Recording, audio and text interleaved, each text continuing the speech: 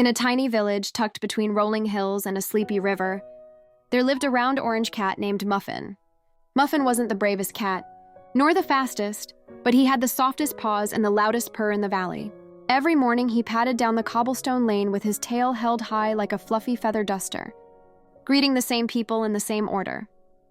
First the baker, who always saved him the burnt corner of a croissant. Then old Mrs. Havel with her roses, who pretended to scold him for walking across her flower beds but secretly left saucers of cream. And finally little Elishka, who was 6 and believed Muffin was secretly a prince in disguise. One autumn afternoon, the village square was quieter than usual.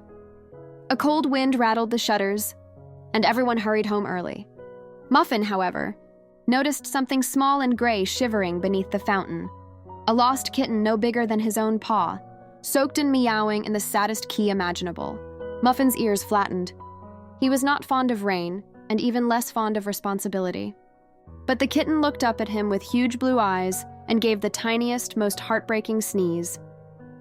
With a dramatic sigh that puffed his cheeks, Muffin scooped the kitten up by the scruff, gently, the way his own mother once carried him, and trotted home through the drizzle that flattened his glorious fur into orange spaghetti.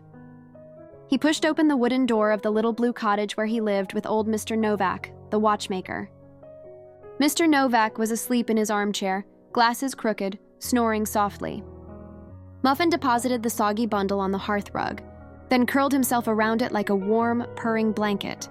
The kitten blinked, sniffed Muffin's magnificent belly, and promptly fell asleep. That night, the cottage smelled of milk and wood smoke. Muffin didn't sleep much.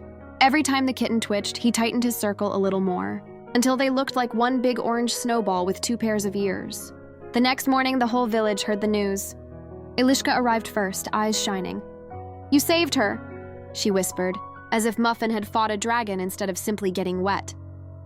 Mrs. Havel brought a ribbon the color of blueberries. The baker brought fresh croissants, 2 this time, one without burnt edges. The kitten was named Droplet because of how she'd been found. She grew quickly under Muffin's reluctant tutoring. How to demand breakfast at 5:30 a.m. sharp. How to look innocent when a flower pot mysteriously tipped over. And most importantly, how to purr so loudly the whole house shook. Years later, when Droplet was sleek and silver and twice as bold as Muffin had ever been, the village children still told the story of the day the softest, fluffiest, slightly lazy cat became the bravest hero the valley had ever seen, all because he couldn't bear to hear one tiny sneeze go unanswered. And every evening, if you walked past the little blue cottage, you could see 2 silhouettes in the window, one round and orange, one